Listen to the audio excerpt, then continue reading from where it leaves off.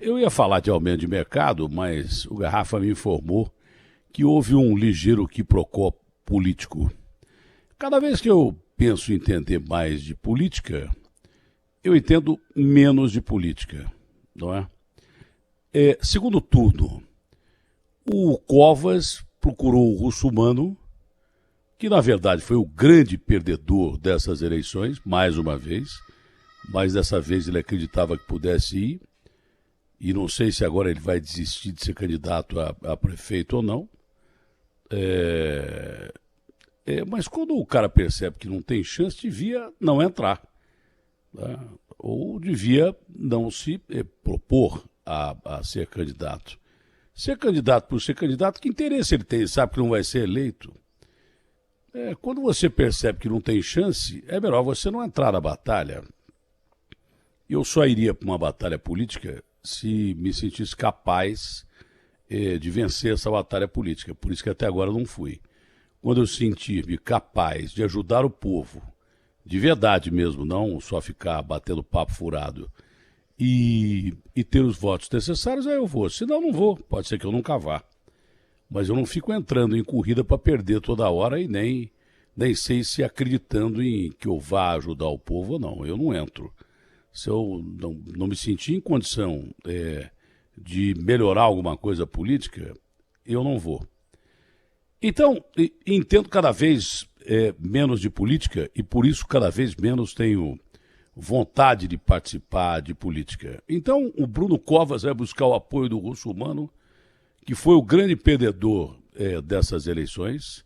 Ele saiu, como sempre, lá em cima, terminou com 10% das intenções de voto, disse que ia vencer, meteu o pau na administração do Bruno, quebrou o Bruno no meio, dizendo que o Bruno era um sujeito incapaz de dirigir São Paulo, e agora se acertaram.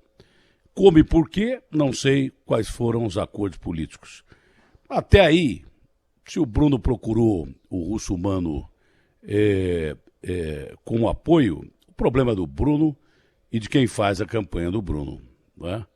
Mas, de repente, tem um vídeo do Crivella, né, que apresentava momento de paz e tranquilidade, quando eu fazia o Cidade Alerta, lá na Rede Record de televisão, que entrava o Bispo Crivella, que durante muito tempo foi meu amigo, né? Eu sempre gostei muito do Bispo Crivella. Mas que parece também estar se perdendo na política aí de uma forma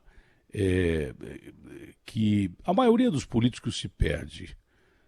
Ele tinha muito boas intenções, fez um projeto muito legal no Nordeste do país, na Fazenda Canaã, projeto que persiste até hoje, mas bastou entrar na política para surgir notícia de falcatrua e tudo mais. Mas o Bispo Crivella, no vídeo, chama o governador de São Paulo, o governador João Dória, de vagabundo, e para não dizer o termo que está aqui, o UOL está dando o termo, mas como o Johnny não gosta que fale palavrão aqui nas emissoras dele, a televisão não é minha e nem a rádio é minha, então eu me permito trocar o termo que ele trocou, mas que seria homossexual. Ele não falou isso, ele falou de outra forma, não é?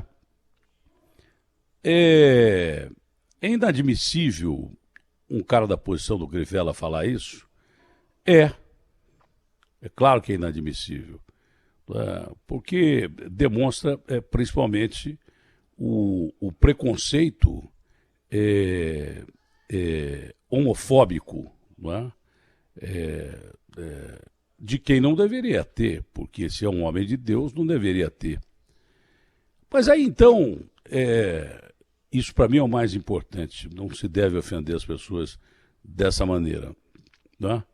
Mas o que eu não consigo entender é se o Crivella, que é um dos principais homens da Igreja Universal, a qual pertence a Record, não adianta falar que não pertence, mas pertence. Acho que algumas emissoras da Record estão no nome do Crivella, ou tiveram no nome do Crivella. O Crivella é um dos principais nomes da linha sucessiva do Bispo Edir Macedo. Não é? E, por consequência, quem manda no Russomano é a Record e a Igreja Universal. Ele não dá um passo sem pedir para a Record ou para a Igreja Universal. Essa é a grande colocação da coisa. Politicamente, ele depende do Marcos Pereira, que é um grande articulista político, que é o braço político da Igreja Universal e da Rede Record de televisão, enfim, do grupo, não é? Ele depende do Marcos Pereira, ele não dá um passo. Mas como é que o cara se alia ao Bruno Covas e, de repente, o Crivella, que é seguramente um dos maiores líderes da Igreja Universal, com certeza, e com ascensão também da Rede Record de televisão. Né? Com isso, o Bruno Covas ganharia o quê? O apoio da Igreja Universal, de uma parte evangélica que tem no país, porque nem todos os evangélicos gostam da Igreja Universal e nem a Igreja Universal está bem com todos os evangélicos. Isso também não tem novidade nenhuma, o que eu estou dizendo.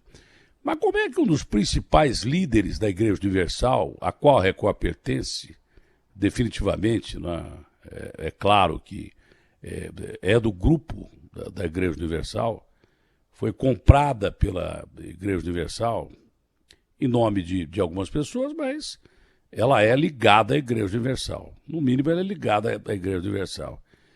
Que raio de aliança é esse aí? Faz aliança com um cara que meteu o pau em você no primeiro turno. Bom, até aí, 0-0, porque isso em política, o cara às vezes deixa a vergonha de lado, esquece do moral.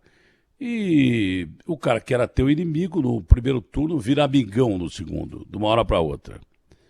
O cara que você foi na igreja e pediu para ele não votar no Bruno Covas, agora você vai lá e pede para votar no Bruno Covas. Imagina a cabeça dos fiéis, como é que ficam aí.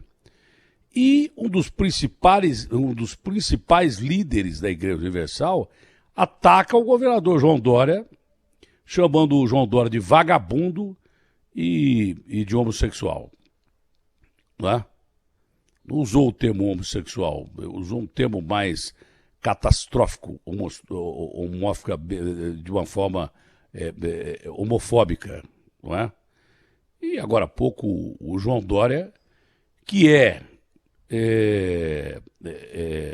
praticamente quem manda no PSDB, e o João Dória é quem coordena as ações do prefeito de São Paulo, não adianta o Bruno negar, ele é aliado do João Dória, e o João Dória é um dos principais artífices da campanha do Bruno Covas. O Bruno Covas nega isso porque o João Dória tem uma rejeição grande aqui em São Paulo. Mas não há dúvida que o principal cacique hoje do PSDB é o João Dória. Então, que raio de aliança é essa em que um líder do lado de lá, né, da Igreja Universal e da Rede Record, enfia a bota no Dória como eu nunca ouvi o Crivella falar um palavrão na minha vida. Nunca ouvi usar um termo chulo na minha vida. Nunca ouvi o Crivella passar perto de falar um palavrão. Ele é até um cara dócil, um cara tratável. Nunca ouvi. Se ele usou esse palavrão contra o Dória, é porque ele está além do limite com o Dória mesmo. Então, que bicho de sete cabeças é essa aliança do Bruno Covas com o Celso Russomano? Já é esquisita a aliança logo de cara. E agora, de repente, o Crivella, que, repito, é um dos líderes da Igreja Universal, por consequência do grupo da Rede Record de televisão, não adianta falar que não, porque ataca o Dória, que é o cacique do PSDB, cujo o vice-prefeito eleito junto com ele é o candidato a prefeito da cidade de São Paulo. E não adianta o Bruno tentar esconder o Dória na campanha, porque ele mesmo disse que o Dória é aliado e tal, que apesar dele ser o candidato. Então, que loucura que é esse negócio da política. Às vezes eu fico pensando, rapaz, você fez bem não entrar no meio dessa sujeirada toda. Né? você entrar mais ou menos no chiqueiro e não sair nem com o cheiro. Mais ou menos isso. Ou antes de sair com o cheiro, dá no pé. Porque eu já não estava entendendo essa aliança ontem. Cheguei a questionar essa aliança ontem. Agora que eu não entendo mesmo. Agora que eu não vejo que clima tem o Russomano, que é ligado à Igreja Universal e à Rede Record, apoiar o Bruno Covas. Se um líder importantíssimo da Igreja Universal, um candidato à linha de sucessão do bispo Edir Macedo, tá, achincalha o governador João Dória, depois pediu desculpas, mas falou. Eu não gosto de pedir desculpas para ninguém, mesmo quando eu acho que eu estou errado, eu fico na minha. Eu não gosto, eu não peço desculpas, não. Eu volto atrás do meu raciocínio, mas esse negócio de pedir desculpas não está no meu gibi, não. Posso até voltar, posso até reconhecer que eu estou errado, mas desculpa porque eu falei, pô. Eu posso até reconhecer, ó, o que eu falei estava errado, mas eu não vou me desculpar com o cara. E o Dória também não é nenhum candidato a Gandhi ou Madre Teresa de Calcutá ou coisa parecida, tanto que respondeu de forma até grosseira ao Crivella, da forma com que qualquer ser humano responderia a um insulto. Ele disse que o Crivella está acabado, que como é que pode um pastor falar desse jeito e que ele está enterrado. É mais ou menos assim o futuro político dele e tal. Então, que aliança é essa daí? O Boulos deve estar morrendo de rir dessa aliança aí.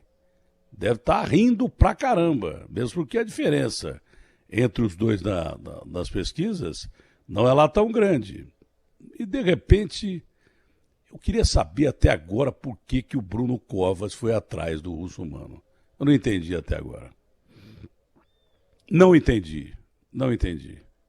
Sinceramente, eu não entendi.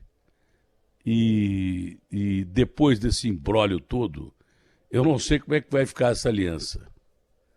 A aliança caiu na hora que o noivo foi colocar a aliança no dedo da noiva. Caiu logo ali.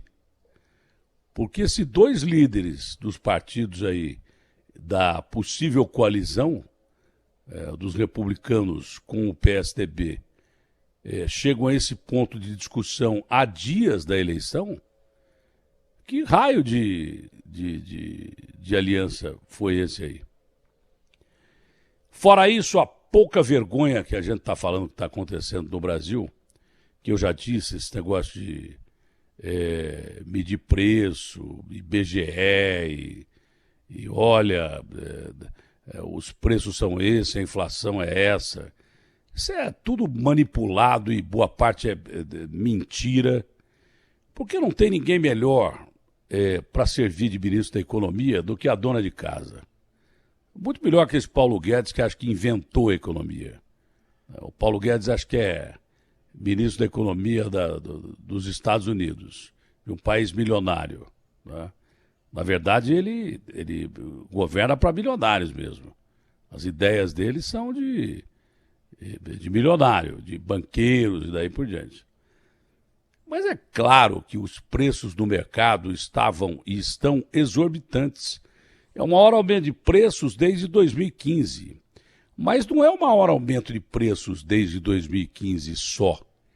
É o maior aumento de preços desde 2015 numa situação em que o povo está morrendo de fome, no meio de uma pandemia. Eu já estou falando que pelo menos a cesta básica, eu sou contra controle de preços.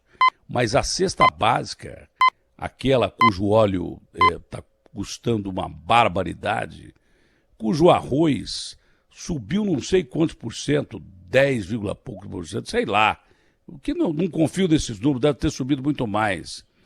Pô, se o governo comprou estoque regulador de não sei quantas milhões de toneladas nos Estados Unidos de arroz, por que não joga esse estoque regulador no mercado e baixa o preço do arroz? Pelo menos que se utilize o estoque regulador.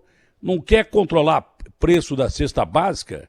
Então o que adianta você dar auxílio emergencial Se o cara pega o auxílio emergencial, que hoje é de trezentão, vai lá e vê o arroz no preço que tá, o óleo no preço que tá, o frango no preço que tá, o porco no preço que tá, a vaca no preço que tá. O que adianta o cara pegar 300 conto e ir lá na... A nossa moeda já é a segunda maior moeda desvalorizada do mundo, não é? O que adianta o cara pegar essa grana do auxílio emergencial se você chega no mercado e é literalmente roubado à mão desarmada com esses preços abusivos, pelo menos na cesta básica, que é o mínimo que o cidadão brasileiro tem direito, que é comer. E muitos estão fazendo isso desempregados, pedindo esmola. Esmola.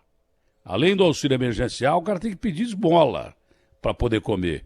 Aí chega lá com o dinheirinho amassado na porta do mercado e assaltado violentamente por preços abusivos, descabidos, descomunais, inaceitáveis, absurdos, grotescos, ridículos. Eu não sei como é que esse povo vai sobreviver no meio de um período de falta de emprego, violência de todo tipo, doença de todo tipo, não é? Você não consegue arrumar emprego em lugar nenhum. Como é que você vai alimentar os seus filhos com 300 contos se de repente o arroz está $1 zilhão? Cadê o estoque regulador que o governo importou dos Estados Unidos, não é, para baixar preço? Usa o estoque regulador. Se sou eu, controlo os preços da cesta básica. Eu sou contra controle de preço, mas de cesta básica não. O brasileiro tinha no mínimo o direito de comer. E o que esses mercados estão fazendo é um absurdo. Ah, mas o dono de mercado fala assim, não sou eu o culpado, é o atravessador. Ah, é o atravessador? Vai atrás do atravessador, então. Pune todo mundo aí que for culpado por aumento de preço. Mete multa pra caramba em aumento de preço.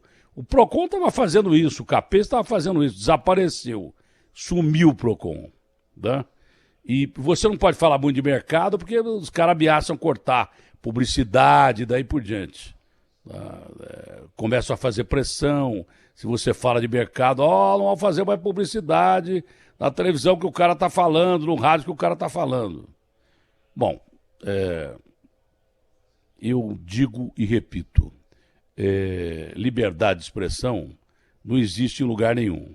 Aqui, na Rede Bandeirantes, foi onde mais próximo eu estive de liberdade de expressão. Mas a televisão não é minha, a televisão tem dono, é uma família que é dona da Rede Bandeirantes de televisão, e o diretor-presidente, a quem eu respeito muito, é o senhor Johnny Saad. Então, a liberdade de expressão vai até onde ele permite. E até hoje ele permitiu que eu comentasse muitas coisas. Mas para isso ele deve receber uma pressão desgraçada. Se amanhã eu parar de falar de aumento de preço em mercado abusivo, escandaloso e criminoso em caso de comida básica, por que estão tocando essa música aqui? Eu parar de falar aí? Já começaram a tocar a música? Segura a música aí. Se eu começar a parar de falar de aumento de preço de arroz, feijão, óleo de soja, é porque a minha liberdade foi até onde eu podia ir. Porque o dia que eu tiver uma televisão, eu falo o que eu quiser. O dia que eu tiver uma emissora de rádio, eu falo o que eu quiser. Como eu nunca vou ter dinheiro para comprar uma emissora de televisão ou uma emissora de rádio, possivelmente eu vou estar num canal de YouTube falando o que eu quiser no meu canal. Porque se eu não puder usar o meu canal, aí é falta de liberdade de expressão total. E eu ainda uso o meu canal. Acabei de usar, agora há pouco, o meu canal. E o meu canal tem sido usado para, infelizmente, algumas coisas podres que acontecem nessa sociedade brasileira. Um bando de político que se reúne em forma de crime organizado e rouba o país e fica em casa, Gedel, Cunhas e outros caras mais. Não é? Um bando de empresários que rouba o país e continua numa boa, saindo em coluna social e daí por diante. Agora, há bons políticos? Há, claro que há. Mesmo porque se eu achasse que não houvesse bons políticos, a gente partiria para regime de exceção. E eu não quero isso. Eu só quero que os bons políticos sejam menos covardes e que enquadrem os maus políticos, porque eles... não adianta só o cara ser decente, honesto e não roubar e sentar-se ao lado de um vagabundo que ocupa o mesmo cargo que ele numa Câmara de Deputados ou numa Assembleia Legislativa ou no Senado e permitir que o outro roube. Pecar por omissão às vezes é tão grave quanto roubar e enganar o povo, né?